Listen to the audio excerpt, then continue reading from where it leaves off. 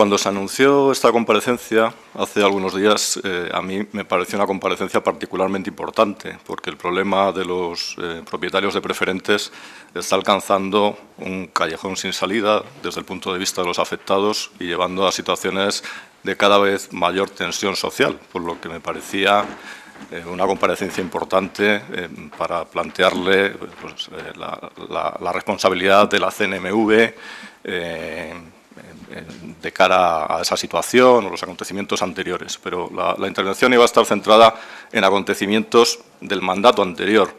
Sin embargo, hoy ya no puede ser así, porque hemos contemplado, y lo digo sinceramente y no como pose retórica, con perplejidad y con indignación lo que ha sucedido los últimos días a los afectados de preferentes.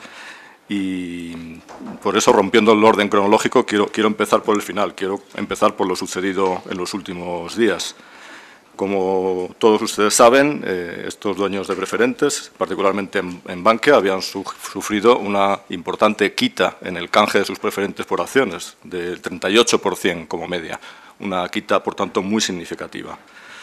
Y se iban a canjear esas preferentes por acciones a un valor de 1,35 euros la acción. Lo que ninguno de estos afectados podía prever es que desde que se les hizo la promesa del canje hasta que recibirían las acciones y podían venderlas en bolsa, estas acciones iban a estar sujetas a unos salvajes movimientos especulativos como el del jueves pasado, en que perdieron en una sola sesión el 50% de su valor, la mitad de su valor en una sola sesión, cuando todavía no podían venderlas, cuando todavía no les habían sido entregados. Esto ha llevado a una doble quita, a la quita inicial del canje y a la segunda quita por esta pérdida de valor, sumando las dos. El primer día de cotización, ayer, sufrieron una pérdida del 75% de su inversión. Sus 100 euros iniciales se habían casi volatilizado y convertido en 25 euros. Y esto, evidentemente, es la puntilla para muchas de estas familias.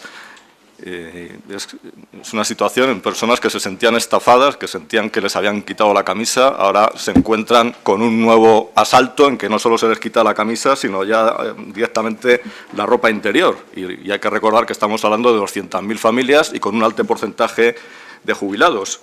Y parece increíble que después de todo lo que había pasado antes, ahora, de nuevo, unos pocos se puedan enriquecer a costa de estas familias débiles y desprotegidas. Y la gran pregunta que se hace la sociedad, y que creo que conviene formular aquí, es si esto no se podía haber evitado de alguna manera, si esto no se podía haber prevenido de alguna manera. Sé que se puede decir que a toro pasado siempre es fácil opinar, pero bueno, tampoco era imposible prever que algo así pudiese suceder, porque el mercado de acciones de Bankia ha sido un mercado relativamente pequeño, relativamente poco líquido en las últimas semanas, meses, y un mercado tan estrecho y tan líquido pues es fácilmente manipulable o está sujeto a fuertes fluctuaciones.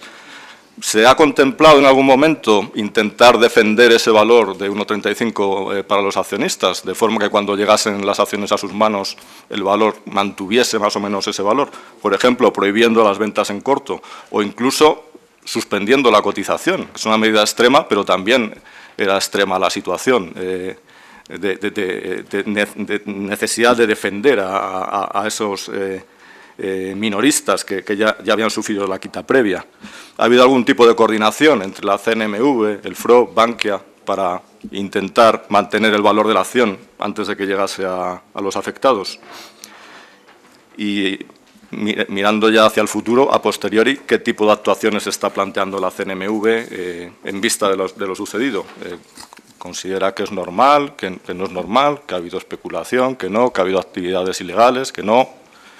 De poco va a servir seguramente a los afectados lo que se haga a posteriori, pero son movimientos, desde luego, extremos en el valor de una acción en una sola sesión. Y es una acción muy peculiar por las circunstancias que había en torno a ellas. Probablemente este es el punto principal que quería señalar en mi intervención, pero otra de las grandes cuestiones es la de los arbitrajes, que se presenta a los afectados como la solución que les va a devolver el 100% de su inversión y, por tanto, los problemas no son tan graves porque al final está el arbitraje. En los arbitrajes nos preocupa, en primer lugar, el papel de esos evaluadores, expertos independientes, porque son auditoras como KPMG, que nos tememos que tienen cierto sesgo a favor de la entidad. Nos tememos que estos arbitrajes están, en cierta manera, controlados por las propias entidades. En esos arbitrajes se han establecido unos criterios por la comisión de seguimiento, cuyo informe usted nos presenta, y en el informe no aparecen esos criterios explicados, ni usted los ha explicado en su intervención. ¿Podría, si es posible, en la segunda intervención, explicarnos los criterios y por qué se han fijado esos y no otros? A nosotros nos parecen restrictivos y, en cierta manera, también inadecuados, porque estamos hablando de una estafa de gran cuantía. Es más condonable que una estafa de pequeña cuantía. Si, como aparece en la prensa, el criterio son los 10.000 euros y dar preferencia a las pequeñas cantidades. Eso para una ayuda social es un criterio adecuado, pero para este tema no estamos seguros. En cualquier caso, prueba de lo restrictivo de los criterios es que los admitidos estarán entre el 20 y 30%. La inmensa mayor parte quedan fuera del arbitraje y solo les queda una última vía, que son los tribunales, pero claro, es un criterio lento, costoso. Eso sí, a los que siguen esa vía se les suele dar la razón, por lo que sus pretensiones no deben ser tan infundadas. Yendo todavía más hacia atrás en el tiempo, me centro en lo que inicialmente habría sido lo esencial de mi intervención, lo sucedido en el inicio del problema de las preferentes, en el mandato anterior de la CNMV. Como se ha repetido una y otra vez, se trata de un producto arriesgado, complejo, que se ha comercializado a minoristas en las sucursales, con información inadecuada, sin test de idoneidad, de conveniencia. Hay que recordar que fueron emitidos por las cajas de ahorros, básicamente, como forma de captar capital de alta calidad. En el año 2009 hay un pico claro de emisiones y hemos señalado en intervenciones anteriores por parte de mi grupo cómo creemos que el Banco de España no realizó bien la labor de que los balances de las entidades reflejasen su verdadera situación y la CNMV permitió comercializar a los minoristas este tipo de productos. En el informe se detallan actuaciones que permiten seguramente salvar formalmente su responsabilidad. Ellos dieron avisos, hay trípticos, hay boletines, pero no merecería la pena haber prohibido directamente la comercialización a esos minoristas.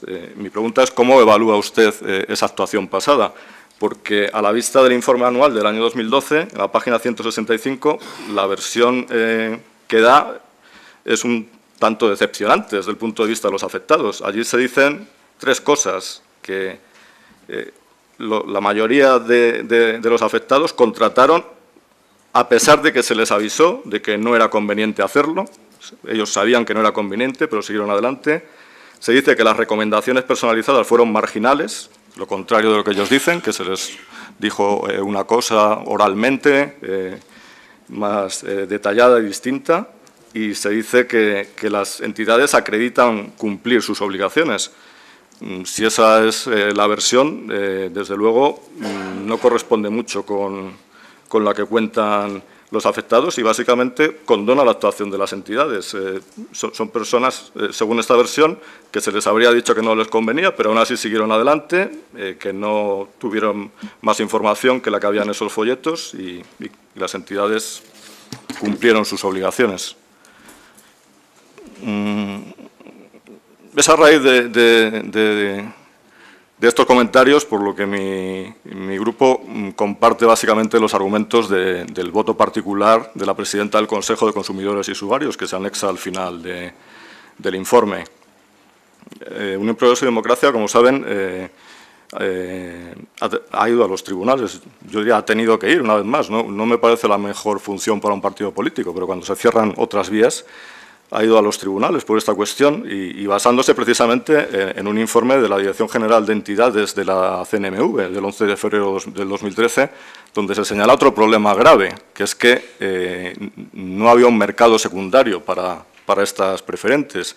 Eran las propias entidades quienes compraban las preferentes al 100% de su valor, cuando su valor ya no era al 100%. En este sentido, estaban manipulando su precio. En vista de que, como usted ha señalado una y otra vez, aunque las reclamaciones a la CNMV han aumentado fuertemente, se han multiplicado por 5 el último año, suponemos que porque los que reclaman esperan ver una compensación, esperan recuperar su inversión, está claro la demanda social de actuación, pero en el procedimiento de la CNMV primero tienen que reclamar a la propia entidad, como ha explicado usted el informe, el resultado no es vinculante, el resultado no implica una compensación. No creemos realmente que las personas que reclaman busquen simplemente que esto no se repita en el futuro.